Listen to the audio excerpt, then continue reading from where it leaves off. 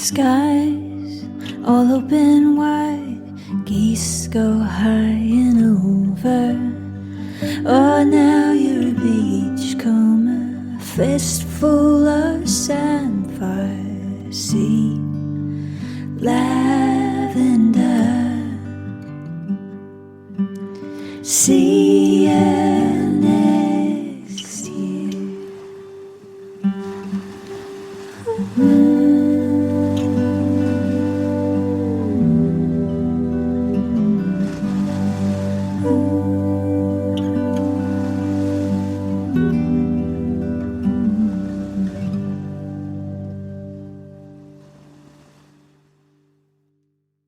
Hello and welcome to the Deepdale Podcast, July 2021. We've seen people. It's been quite a weird month because it's almost like it's been back to normal. Nathan and I headed out to Groundswell down in Hertfordshire. We spent 2 days in a field with 2,500 people and it was so inspiring and wonderful, and we met some great people and we're including a load of interviews with them in this podcast. So that's been fantastic, but it carried on from there because 2 days later we had our first open air theatre with the Pantaloons, and that again was lovely. We had 100 people in a field enjoying most wonderful open air theatre, and that was another sort of step to normality. And then that was followed by Open Farm Sunday, where about 150 to 200 people headed to the farm to have a look at machinery and talk to our various partners like Moongazer Ale and Dominic and his bees and Richard Rood with his woodworking and the guys from the Norfolk Rivers Trust. And yeah, it's just begun to feel like some sort of normality is coming back, and it has been so wonderful to welcome so many people to Deepdale.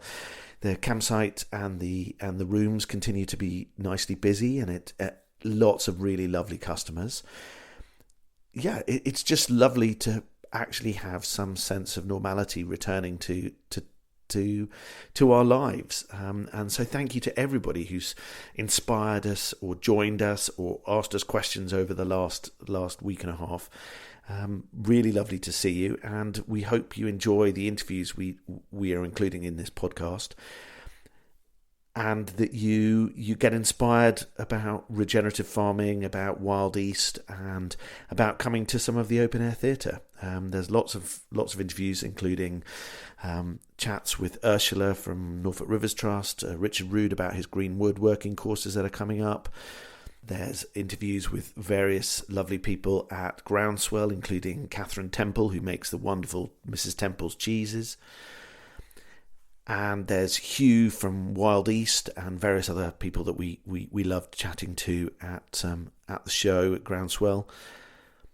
And then a really fun conversation with the four actors who presented the Pride and Prejudice open air theatre, about where they're heading off to and their favourite moments from shows, which was significantly revolved around weather, I think is the safe way to put it.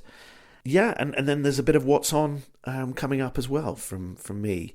So yeah, I hope you enjoy, and thanks for listening, and we look forward to seeing you at Deepdale very soon. But wherever you are, we hope you're beginning to find some sort of normality returning and that you are really enjoying life. Thanks a lot for listening. Bye-bye.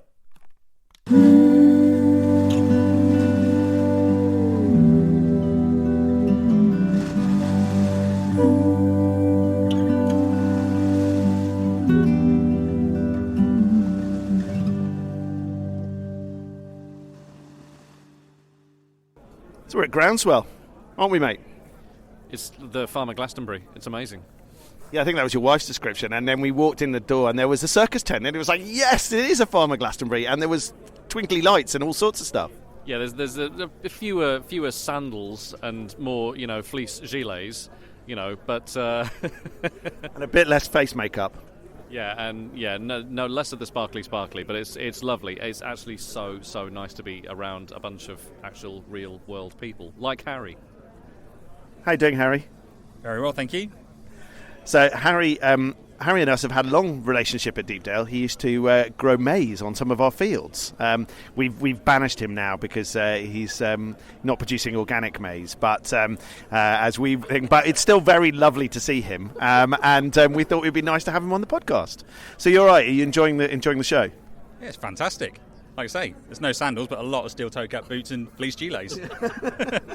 I am disappointed there's not sort of people on stilts and and a bit more sort of wacky outfits. So there's a couple, but they are definitely in the minority in comparison to the check shirts, aren't they? Really. So what are you looking for at the show? How to grow organic maize. Perfect, excellent. So Harry will be back growing organic maize with us very soon. Then there you go. You heard it here first.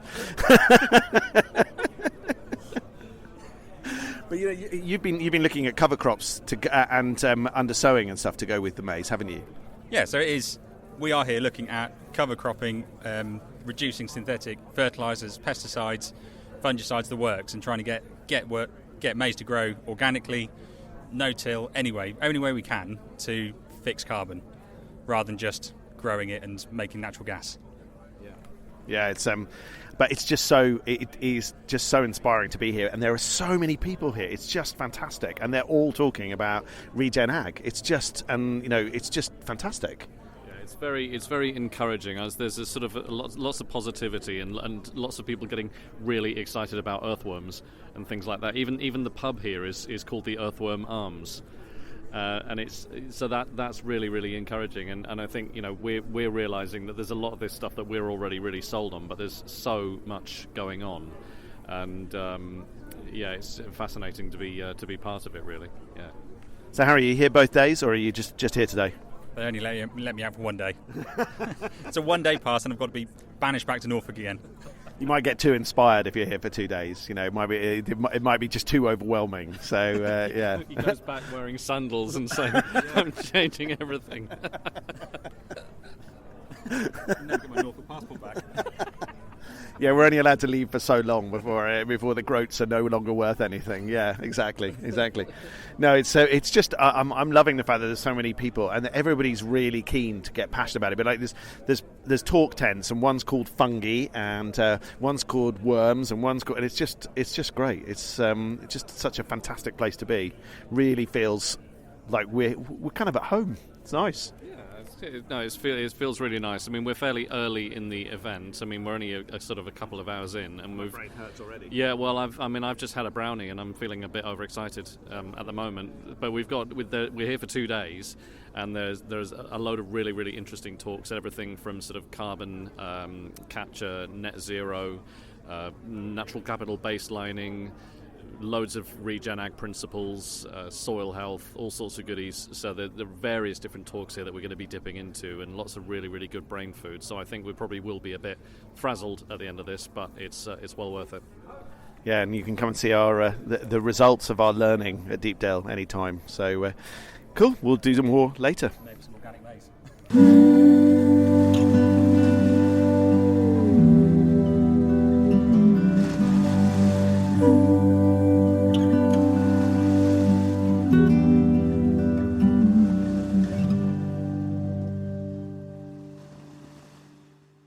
I am here with Ian Robertson from Hutchinson's. Ian has been instrumental in explaining what on earth our soils are doing, where we are starting, which is fairly low base. And we've done some soil tests, which we think we've done a couple of gold and a few silver tests. Ian, could you just explain to me a bit more about what it is that you find when you do these soil tests? Yeah, the main thing that we're finding is that when we look at the soils and we measure the chemistry of the soil, it enables us to really understand what's happening physically and biologically. And the consistent message we're getting back, or the consistent finding, is really, really good chemical analysis, but the biology and physics aren't allowing that chemistry to cycle into our crops or microbe activity. And that's when we need to take a re-look at everything we're doing and take a holistic view. I know people don't like that word, but do a holistic view, which is looking at the physics, the chemistry and the biology solutions to make that chemistry actually come alive. I know the analogy I use probably too often is a bit like you do a chemical analysis. It tells you what's in the deep freeze, food-wise, in your house. That's no good. It's got to be defrosted for us to utilise it, and that's where the solutions come in, that all this lovely chemistry in the deep freeze, we need to understand how to make it come out. And that's can be complicated, and there's no single blueprint. Yeah, that was, I think, the interesting thing for us was that different fields were going to require quite different things to get them to work properly because of the way that they have different things in them. They've got different biomasses, all of that kind of stuff. And so I think when we did the tests, I sort of expected a kind of dry report, but sitting there on Zoom with you just brought alive these figures and facts that made me begin to understand what it was, with the challenges we were facing and the way that we were going to have to approach this. Yeah, I think that's a massive compliment. I'll take that. But the key is that the black and white bit of paper is a black and white bit of paper. I can make colours on it, and it's still a bit of paper. It's the interpretation. The colours help. They do help. They do make it look pretty, but it can be mighty confusing. And again, it's only a bit of one-dimensional paper. The main bit that comes into it is the interpretation that we can do, but then it's the knowledge joining of what you can do on farm, what your aspirations are. You put those two together, and you make a phenomenal program for your farm to do what's right for your farm ultimately, not to go and talk about everywhere else, because it won't necessarily work anywhere else. It's what we're seeing, interpreting the data for you to then reap the rewards of ultimately. Yeah, I think the interesting thing for us is now we're beginning to think about carbon capture and becoming carbon negative on the farm across the thing. It's been really interesting to have that sort of baseline, so we've got some idea of what our soils are now, and then as we kind of keep an eye on those, we can begin to understand just how capable the farm is over the time, which without that baseline would be almost impossible to do, and we can revisit that and look at the figures and see whether the places has kind of developed. Yeah, that's fundamentally important. You know where you are now. We know what the perceived wisdom of doing certain actions are. However, we don't know where our starting point is. There's no point doing any of that. Yeah. And we also know that if we're going to go a step forward, we might go a step back, but it doesn't matter because we know where we start from to know where to start from again, and just keep building it. And the exciting part is that anything is possible. I know it sounds too cheesy, if you like, but when we know where we're starting from and we've got the ability and the want within the business, you can take it where you want to go. It may take a wee bit longer on certain soil types with the reserves they've got, but fundamentally understanding it to then put the plan in place, the world's our oyster. Yeah, thank you. That's it's really helpful, I'm really enthused and excited to be at Groundswell, because it's just seeing the number of people and the conversation. You just you no longer feel like you're out on a limb and you're doing something that's kind of unusual and thing, because there's so many people here talking about the same aspects of kind of soil health and quality of the soil and how to look after our crops best. Yeah, and I think that's it. There's a big conversation going on, which is fantastic. There's lots of people doing similar things, but they're similar but different. And that's the bit I always believe, come back to your farm, take the big concept in, but then hone it and sharpen it on your farm, and that's where you get the biggest response, rather than just following what's happening elsewhere. Make it right for your soil type. Yeah. Thank you so much, Ian, both for your scientific input and also making that come alive. Thanks a lot. That's brilliant. No worries.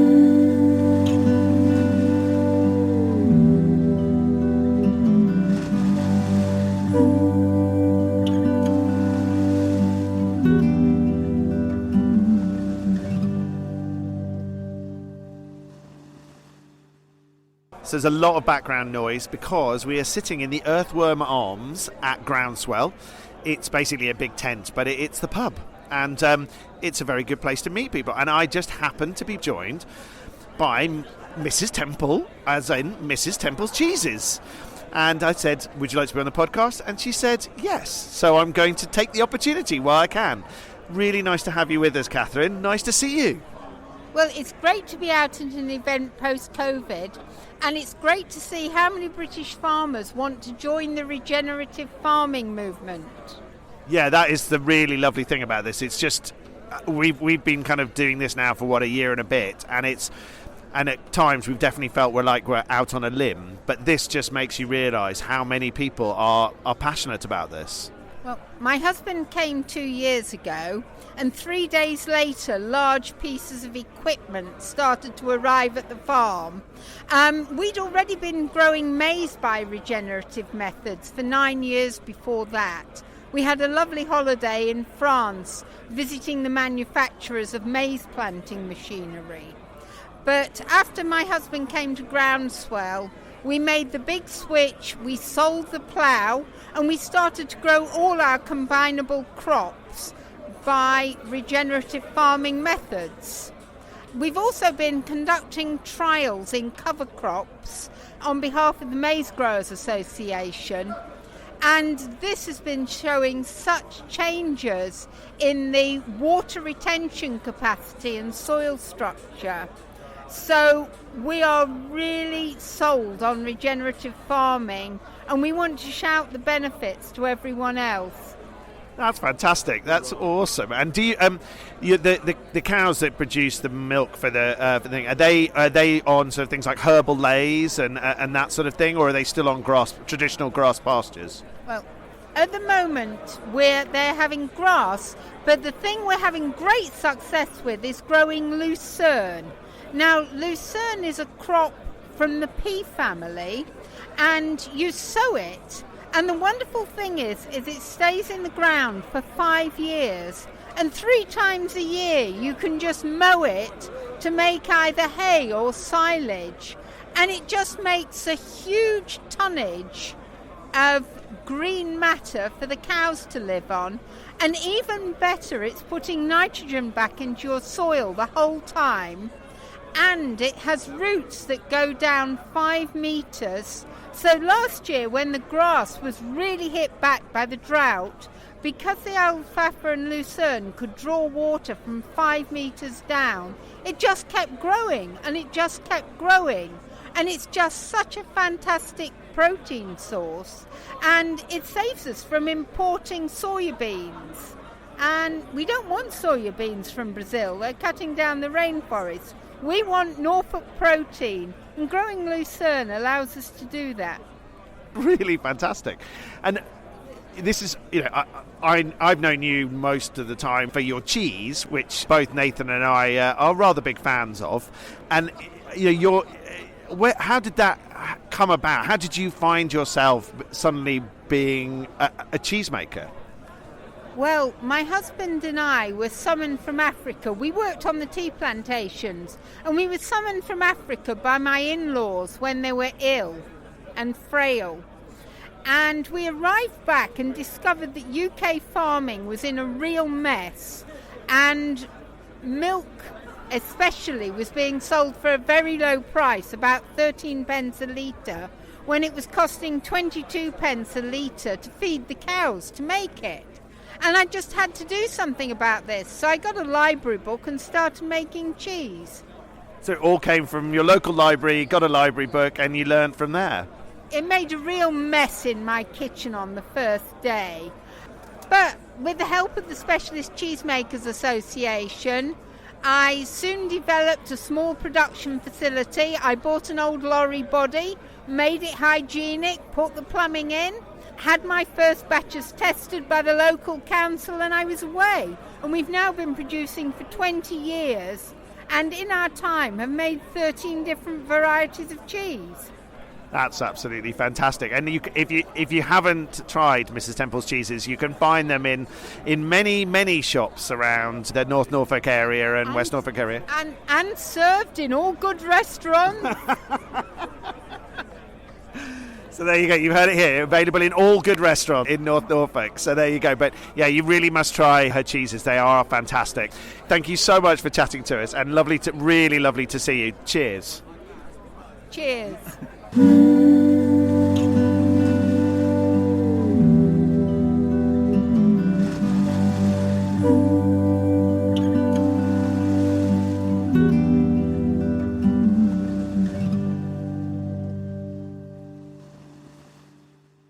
I'm on the WildEast stand, and I'm here with Hugh, who is, you're the brainchild behind this, really, aren't you?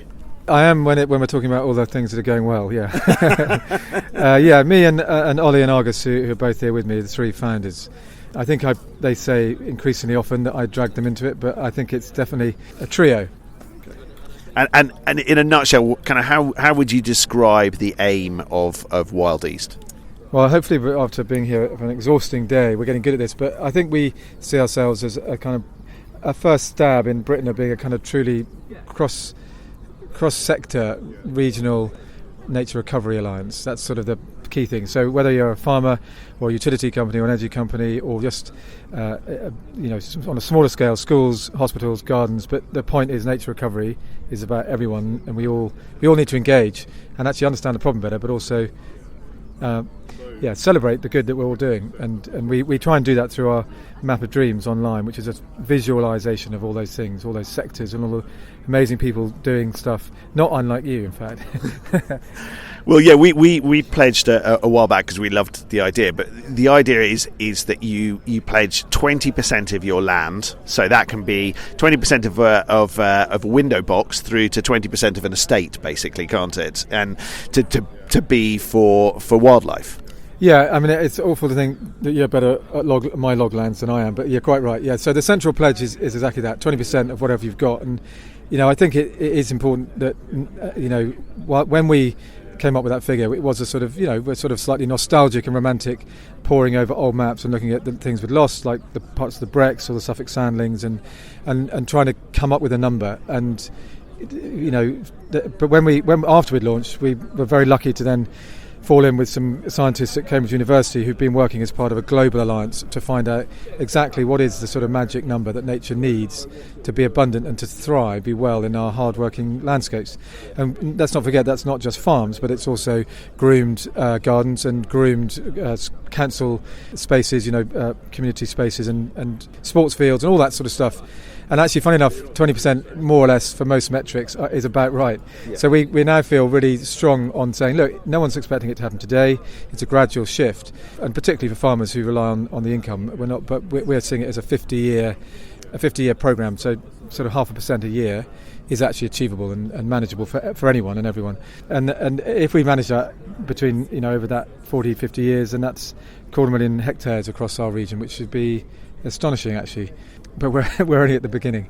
And this is basically linking up habitats to habitats, trying to kind of make these huge kind of interconnected and pockets for wildlife, so that there's much more movement around with them, which means that then you get much better biodiversity across all of these different habitats. And I think the idea is wonderful. And for farmers, currently with things like stewardship, 20% is actually very achievable, but we will remain to find out what happens under elms and how much that helps us or hinders us. But I think with a person with a garden, leaving part of the lawn unmown, or having a bit of a messier border, or having wildflowers and stuff like that is also very achievable. And 20% actually doesn't mean your kids can't be playing in the garden, can they? No, I think that's exactly right. And we sometimes when we're talking to particularly youth groups or school groups, we kind of, but also other people, it's if you were kind of new to planet Earth and you were looking at the things that make us, the great things about our, whether that be the rule of law or in a British sense the NHS and those kind of things, if we had another one, which was that when we arrived here we realised we were decimating all those things we share the planet with, and therefore we decided to leave 20%, which after all is just a fifth of everything for nature. That would be obvious, right? But we haven't done that, and the tough journey is getting to that point. And as you say, it's getting back to that point, isn't it? Because of course, many moons ago it was way more than 20%. So what we're asking to do is take a step back towards that abundant nature that we did have. Yeah, and I think one of the things I tried to get across yesterday, but I was listening to the radio the other day, and someone much more eloquent than me was talking about that at any point in time we are living in other men's dreams, as in the reality of other men who came before us. And in the case of the whole architecture of our agriculture and food economy, we were living in the dreams of those men and women who survived not probably one, maybe two world wars, and the whole European food system was built on the premise of never wanting to be hungry again. And of course it's been and then aided and abetted ironically by the machinery of war and also the chemicals of war. It's been extraordinary success. Food is much cheaper, much more abundant, etc. But what we're now realising, it's come at great cost to biodiversity, to I would argue animal welfare, obviously also ultimately human health. We need to be honest about that. COVID has really taught us we're a sick nation, and so WildEast, with other people like you and the community, we're trying to lay new dreams, of a wilder, more biodiverse and actually an ultimately healthier region, and that's fundamentally it. And it's a nice way in, I think. That's nice to think that we all got kids and thinking of their futures. It's a nice, for me, when I'm kind of getting up and wondering what I'm doing, that's what I go back to. Yeah, and I think that one of the key messages I've found in all the talks around here is that the very simple fact of looking at a farm or a garden that is better for nature is so much more satisfying than the manicured way that we've looked at these things before. So in terms of people want more information or to pledge, where do they head? To their website? Yeah, absolutely. We've got hopefully quite a good website, and as we were saying earlier, the map of dreams is kind of the visualisation of what we're trying to achieve. So you can do it straight through the website. Absolutely, if it's complicated, an email is fine too. And yeah, I'd encourage anyone. What we're absolutely about is celebrating. We're not here to tell anyone what to do. We're here to celebrate and build a community across sectors, and therefore inspire other people to join the party. So. What success has to look like for WildEast has got to be measured in the number of pledgees. We want thousands, and that gives us strength, but also eventually the amount of land. Of course, we need that space, and both metrics are really valuable to us. And so, yeah, whichever one is you, whether you're land or a street or a school, which is more people, then we'd love to hear from you. So, what's the web address? Yeah, www.wildeast.co.uk. Brilliant, that's fantastic. We'll send some more people there and put some links on, and we're looking forward to being able to put our badge on our website saying we pledged for WildEast. I think that'd be great. Yeah, well, we like that too. And yeah, thanks so much. Well, thanks for talking to me, Hugh. That's brilliant.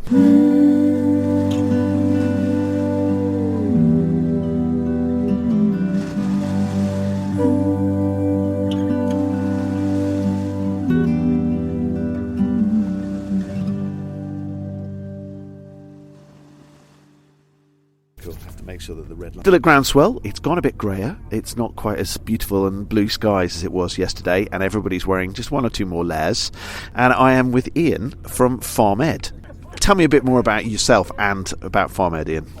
Hey, Jason. Well, I'm Ian, as you say, and yes, I wear the Farm Ed hat today, but I've spent 35 years working in agriculture. I've been a seed merchant supplying farmers with diverse seed mixtures for the last few decades, but 10 years ago we had this idea to demonstrate all these really wonderful things that we were seeing on farms, which evolved around habitat creations, around soil improvement, which effectively tackled biodiversity loss and climate change, and we were dead keen to show that on a farm scale. And then we developed a demonstration farm, a model farm if you like, here in West Oxfordshire, which is where Farm Ed is. Not what we are today, is it?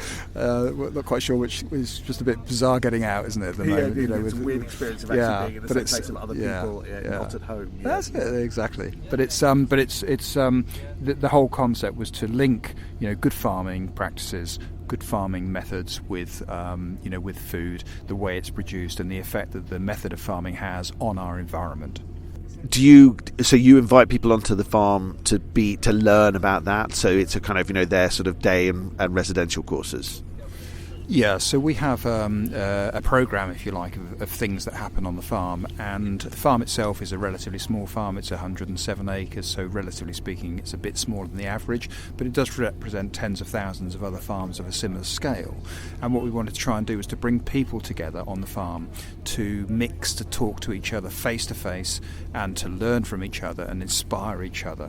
So it was about connection, it was about knowledge exchange, learning from other folk.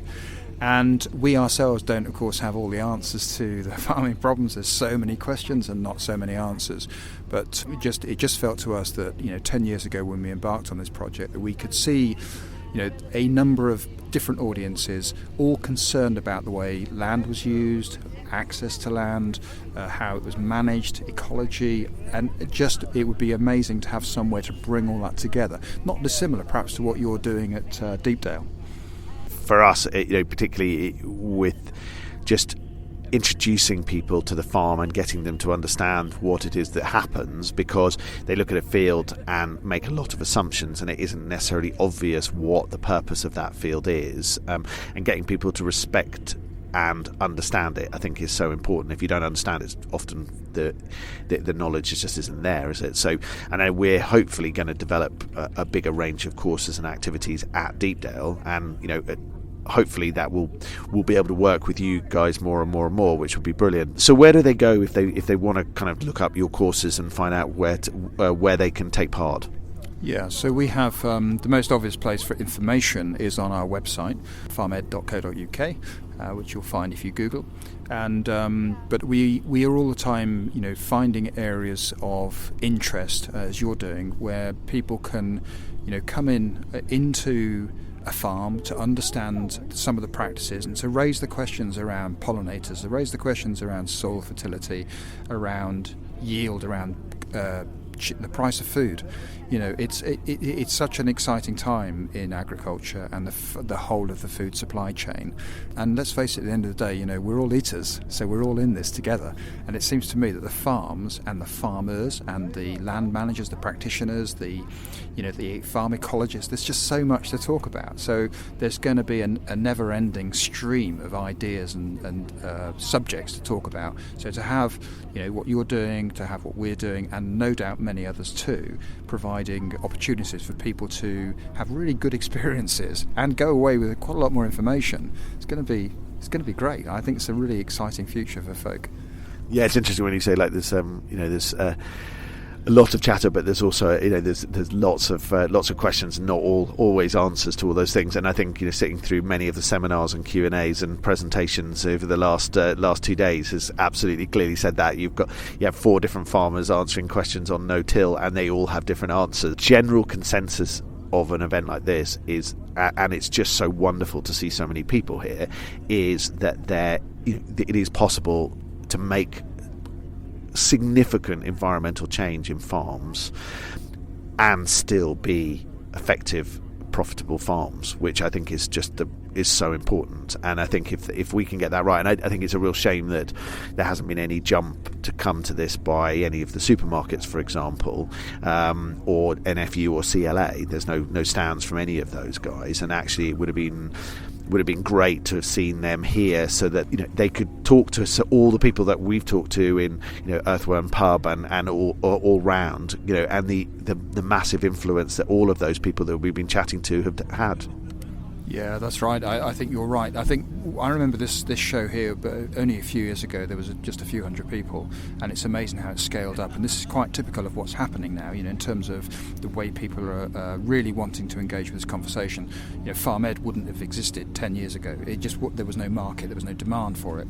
The Oxford Real Farming Conference, for example, same thing. These are signs that people are really engaging on a food level, on an ecology level, an environmental level. It's an exciting time of change. Of course, there's the danger, as we've seen lots of today, as you mentioned, Jason.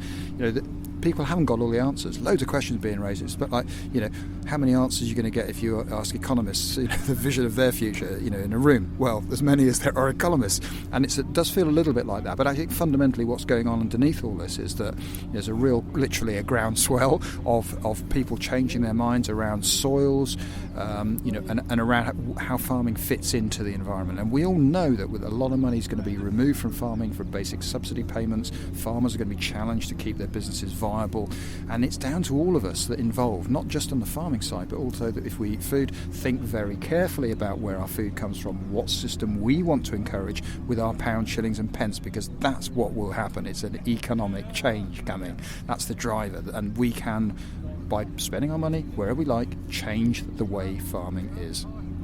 Yeah. Well, really, really lovely both to meet you, because I know Nathan's met you previously, but I only met you yesterday. Chat with you, and really inspiring. Thank you so much, and we look forward to working with you much more in the future. It's been a pleasure, Jason, to meet you too, and I'm truly inspired by what you're doing over there as well, and hope one day that we shall, I know we will carry on comparing notes, but I hope one day we'll reflect back over a beer or something and say, yeah, those early days, remember those, and look at what's changing now around the countryside. Brilliant. Keep well and enjoy the last few hours of the show.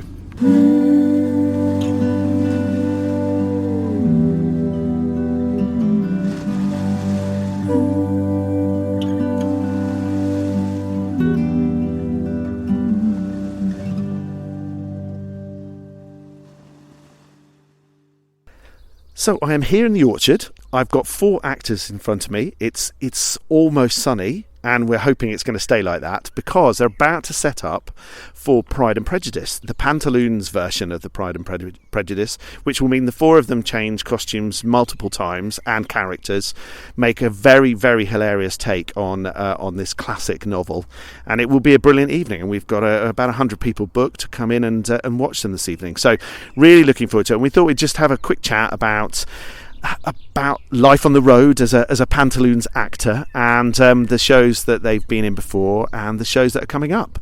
So can I get you each to introduce yourselves?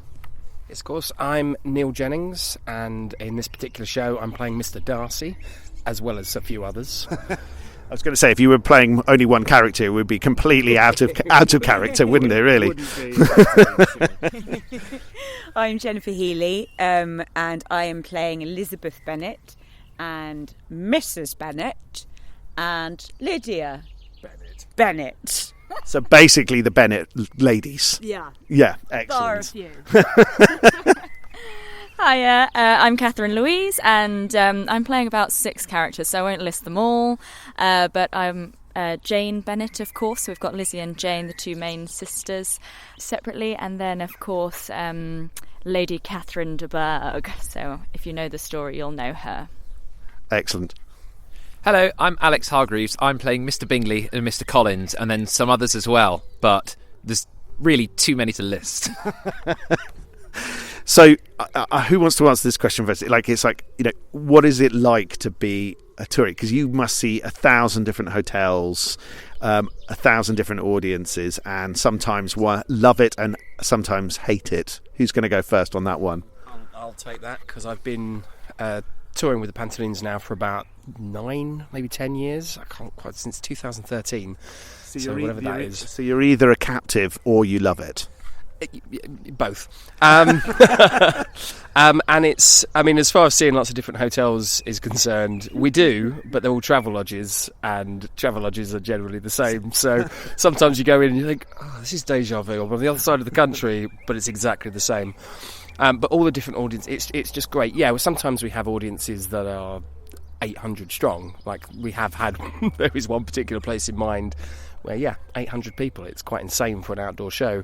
And then you have other places where you're performing to 12 because the weather's miserable and everyone's decided not to come. But you still perform everything that you've set out to do. You still crack the same jokes. You make that connection with the audience. And, sometimes you can walk away from a show feeling very wet and a bit deflated. But more often than not, you've really got to the audience and they've really enjoyed themselves. Yeah. Well, watching the audiences here, they've loved every show that you guys have done. So I think this is their 4th year you've been here. So this is, it's great to have you back. So what's your biggest highlight? Biggest highlight? Or your favourite character, if that's an easier question. I'm really enjoying Elizabeth Bennet this year. I've done 3 Pantaloon shows now. So I did Importance of Being Earnest, and then I did Twelfth Night last year.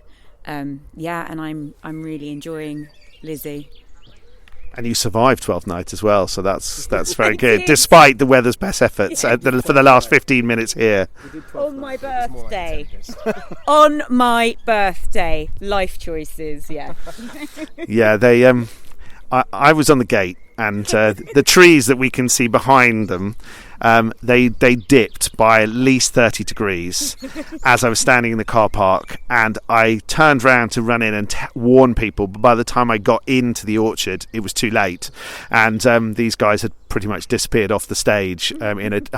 They very bravely asked the audience whether they wanted to continue, and the audience said yes, which wasn't the answer they were hoping for, and they stoically raced through the last sort of 20 minutes of the play in about 5 or 6 minutes. I think we narrated some of it as opposed to actually doing the text. The point was that the people who were watching just thought it was wonderful and were absolute hats off to you guys. And and they all left with a smile on their face. Amazingly, we only lost about 5 to 10% of the audience. Everybody else waited, which was truly incredible. Hats off to you both. And I think the weird thing was, earlier in the evening, we'd been talking about what was the wettest show you'd done.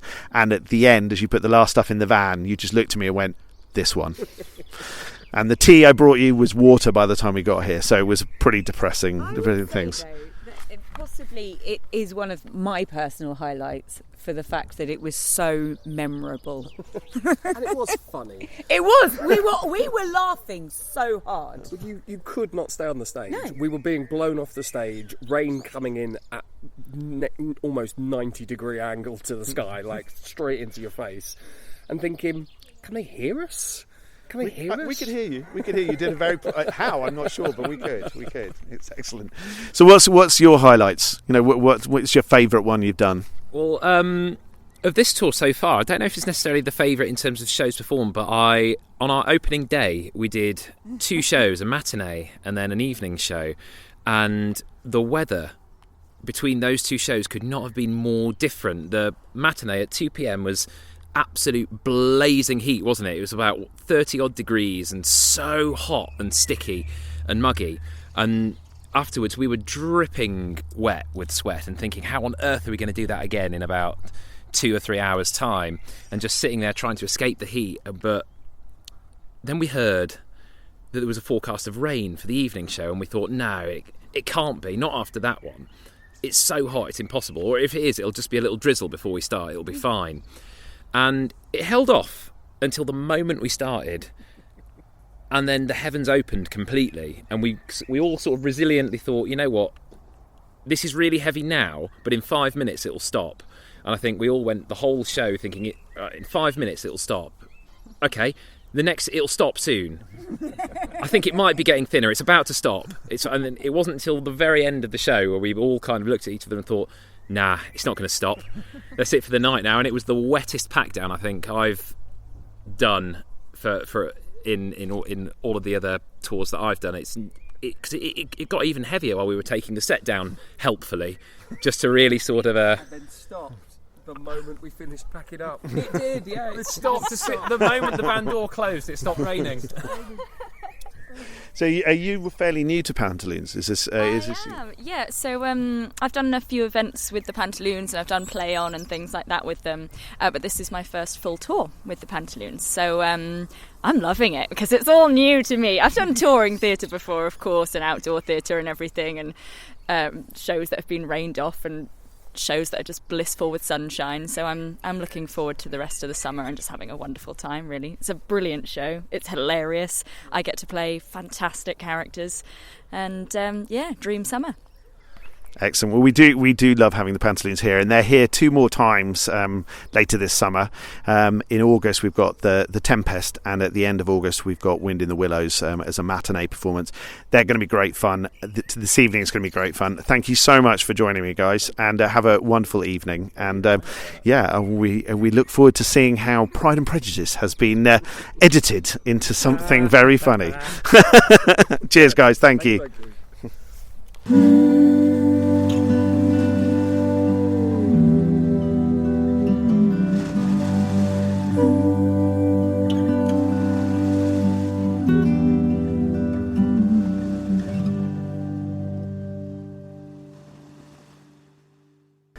It's Open Farm Sunday. We're sitting outside the combine shed. You can hear sort of murmurs in the background. The lovely Harriet is walking past with cake, I see, which is very good. And opposite me is Ursula from Norfolk Rivers Trust. And we're just going to have a quick chat about the conservation stuff that we've been doing on the farm, and the conservation stuff that Ursula does with the Norfolk Rivers Trust. Hello. Hello, thank you for having me. So what's your actual title? I'm an ecologist, but my title at the Rivers Trust is Catchment and Education Coordinator. Excellent. That's much more catchy than some of the ones I've heard, so that's really good. We met you through Zach and Ed and through other means as well, kind of just sort of discovering what it was that we have on Deepdale Farm. So what have you been... Tell us a bit more about what you've been sort of discovering with me and Nathan and the rest of the team. So part of it was from your extraction points, wasn't it? Looking at eels and what's available, what habitat's available for eels, whether they're coming into your ditches and dikes and water system, and putting filters on to make sure that fish aren't mashed when they go through the abstraction points. So we've been monitoring eels along the along the seawall and coming into your freshwater systems. So we've put up habitat traps to see if eels are able to get through some of those sluice gates and structures, but also just to see if their presence or absence is on the farm, because they're critically endangered species. So really important to know where they are and where they're coming from and where they're going to. And the exciting thing is we have actually found some, haven't we? Yes, it's been very, very exciting to see. It's really nice to know because a lot of points aren't passable to eels. They can't get through a lot of sluice gates and barriers to migration, so we know they're able to get through the Environment Agency sluice gate, which is really good news. That's cool. They must be hellishly strong swimmers to get through that, because when the water's pouring out of there at low tide, it's that must be one heck of a swim. So it's very cool. And that's kind of led us to talking about other species down there as well, hasn't it? Like water voles and things like that. Yeah, we've been really lucky. We spotted some watervole burrows and 2 water voles while we were there putting in the eel traps. So really nice to see that they're there, because they're one of our fastest declining mammals now. So really important to manage that area for them, make sure that it's very sensitively managed along the ditches, make sure there's food there for them. There's enough cover from birds of prey, which are quite prevalent in this area too. So really nice to see them. There's a lady just turned up with flapjacks and chocolate brownie. Wow, that's so cool. Thank you, Harriet. That's very kind of you. And we think there's possibly otters down there as well, don't we? There's very likely to be, yeah, I'm sure. They have quite a wide ranging area, so I'm sure they'll be down here, even if it's just passing along the marshes and through the coastline. They're definitely likely to be along here, yeah. Oh, I'd love to see an otter. That would be so cool. That would really be really wonderful. And thank you for joining us today. It's really nice. You've been doing things like pond dipping and stuff with the kids, haven't you? Just so that they know what sort of stuff are in our water courses. Yeah, so we had a tank of invertebrates which are found in Norfolk's chalk streams and our ponds. All, again, really important habitats for lots of wildlife, making sure that we have wet corridors all the way along the North Norfolk coast of freshwater, brackish and saline water, so that we have this mosaic of habitat that different animals can utilise as they migrate. Because people forget that animals do migrate, and a lot of the aquatic species have really complex life cycles, so they'll spend 2 or 3 years as larval stages in water, and then they'll hatch and spend sometimes a day, sometimes 2 years, depending on the species, as adults, and they will migrate from watercourse to watercourse. And so it's important that we have those habitats and that the water is clean and suitable for them. So the eels fascinate me because they spawn over in the Sargasso Sea, is that right? And then they sort of float around in the sea for a while, but now they can travel over land, as far as I understand it, and they can live in freshwater and saltwater. So that must make them unbelievably unique in comparison to most other sort of species, which are either saltwater or freshwater or land-based. Yep, they are incredible animals. The fact that they have evolved to survive these amazing life cycles, for one. The fact that they have come from the Sargasso Sea, which is thousands of miles away, and with the continental drift, they've had to swim further and further and further over the thousands of decades of generations. And it's just amazing to see that they come all the way over here and they drift on the ocean currents. They feed on marine snow, it's called. They get here, then they'll spend 7 to 20 years here, and then they'll swim all the way back. They'll stop feeding, so they'll just rely on fat reserves, go back, lay about 1 million eggs, and then they die, and it's up to the babies to look after themselves. It's just incredible that a fish can do that. It's amazing they've survived this long, really. So it's not that surprising they're pretty much endangered, because with all the pollution we managed to put in their way between there and here, I'm still impressed that we get any at all. So, well, thank you so much for working with us. It's it's an absolute pleasure to kind of just understand what it is that we've got here and try and understand the story. And I know some people kind of get very concerned about kind of all the different things that they've got to think about on their land, but the thing for us is it's all part of the story of Deepdale, and being able to see both what we've got and what we can improve with what are relatively simple, straightforward changes to just help those develop. So, thank you for working with us. Thank you for joining us today, and it's lovely to chat with you, Ursula. Thank you very much, and good luck. Thank you. And if people wanted to find out more information about the kind of the work that you guys are doing with Norfolk Rivers Trust, where should they go? We've got a really good website, so norfolkriverstrust.org.uk, and we've got norfolkriverstrust.org, and we've got a Facebook and Twitter page, and we've also got an Instagram feed. So all the social media you can follow us on. You can come and volunteer with us as well. We run planting days and survey days. We've got loads of students who come along and work with us to get work experience for their future careers as well. So yeah, come along. Thank you, Ursula. Cheers.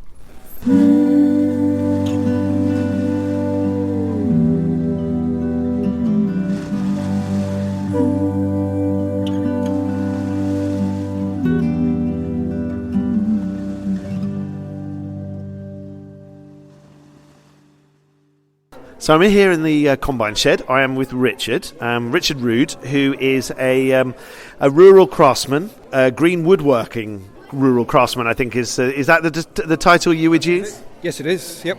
Richard is a regular at Deepdale. He comes along into our pop-up shops. You'll see him at things like our spring market and our Christmas market. But we're going to do something new this year. He's going to be running some green woodworking courses. And through October, November and December, we have put together some dates for him to be doing a one-day sort of introduction to green woodworking. So you get to use a pole lathe and a pull knife and things like that. So how did you get into this, Richard? I saw it being done at an archaeological site over at West Stowe, and always had an interest in wood and timber, and just thought I'd have a go, and found out just how easy it is actually to do. Don't tell people that yet. They haven't done the course. So we're going to have up to 4 people each day, and basically it'll be Richard kind of up in one of our barns teaching how to do this. So tell me a little bit about the process that you're just doing at the moment. Right. Well, so far we've taken the log from the tree, freshly felled this morning, clefted it down to a usable size, then used a draw knife to make it circular before then going on the lathe. The whole system, although it looks like it should be exertive, you should be exerting yourself, is actually very simple, and the whole idea is to show people that you just want to put your mind to it, you can do it. It's not hard at all. And it's the traditional old lathe, so you're pumping it with your foot basically. The rope is turning the piece of wood, and it's the pre-electric lathe basically, isn't it? Yes, the basic principle of this lathe goes back about 2,500 years to the early Iron Age, carried on commercially in this country till the 1950s, just because it was so simple and efficient. Yeah, fantastic. Excellent. So if you're interested in any of those courses, head to deepdalefarm.co.uk/events, and they're all listed on there. You'll see Richard's face on the thing, working on his pole lathe, and book on. Come and discover how your inner creative, your inner rural craftsman. And Richard's a fantastic teacher. He, as you can tell, he can explain what it is you're trying to do, and you'll be able to create some beautiful things in just a one-day course. We hope you'll come and join us. Thanks very much, Richard, and I hope you've had a good day. No problem. Thanks very much. Cheers.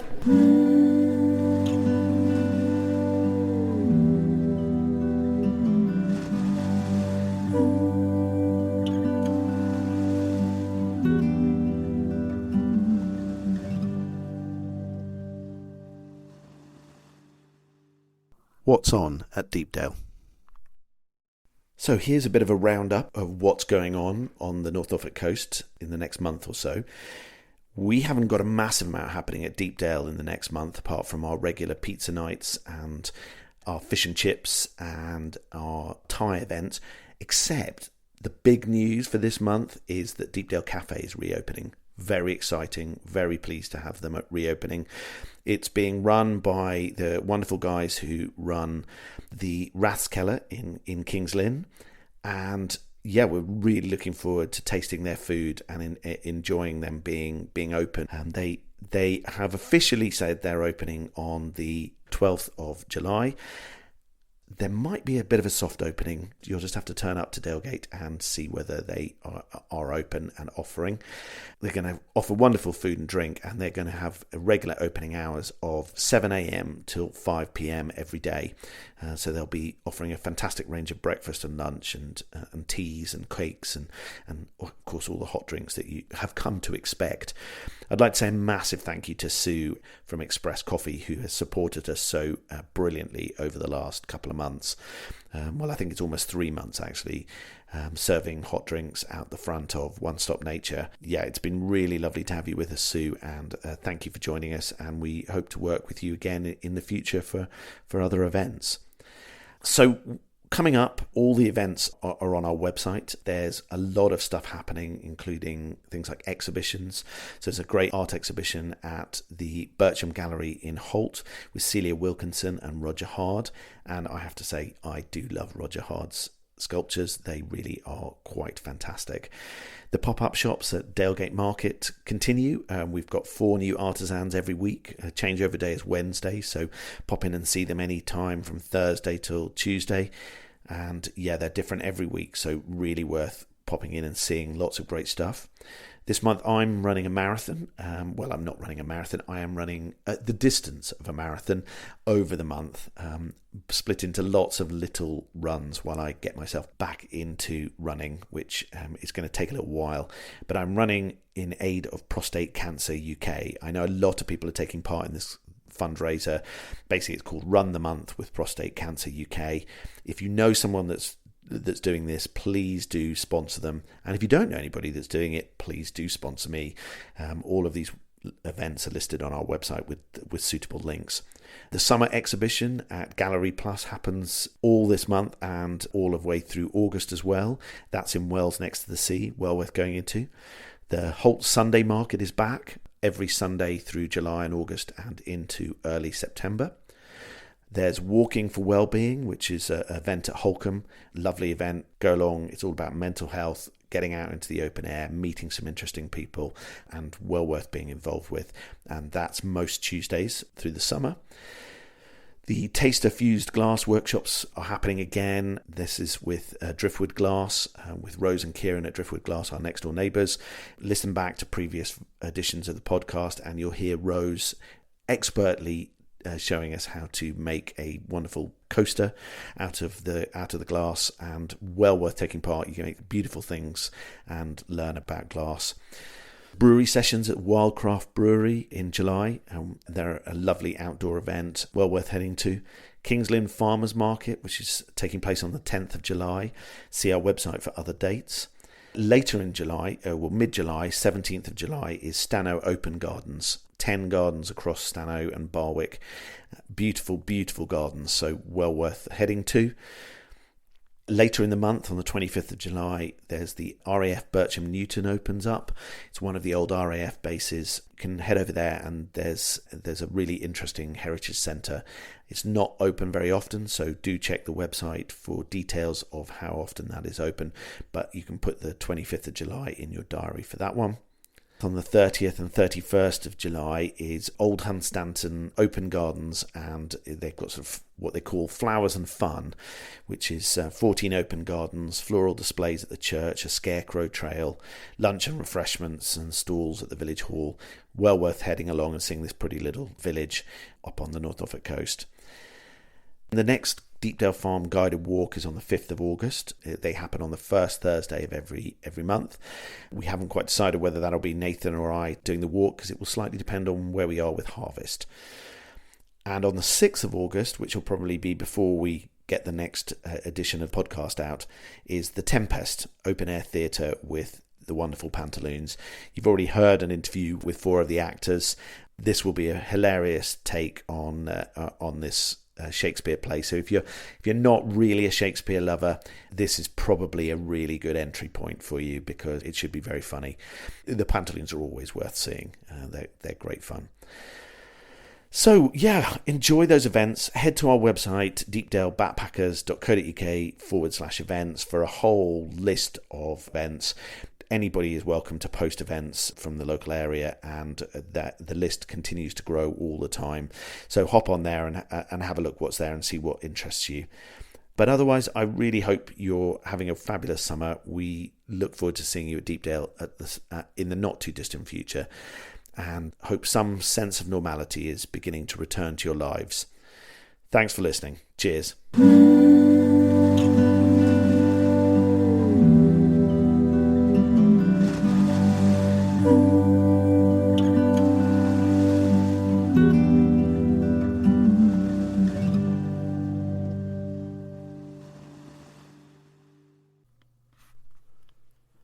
Thanks for listening to this episode of the Deepdale Podcast. You can subscribe to our podcast through any good podcast sites, including Apple, Google, Castbox, where we host our podcast. Just type in Deepdale Podcast to your favourite provider and we should be there.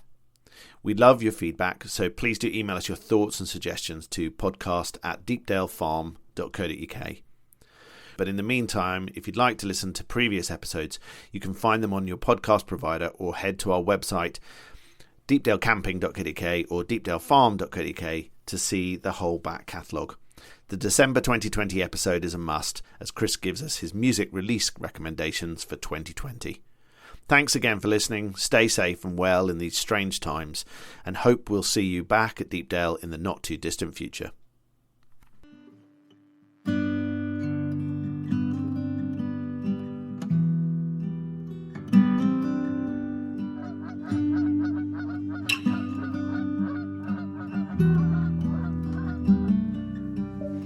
Skies all open wide, geese go high and over.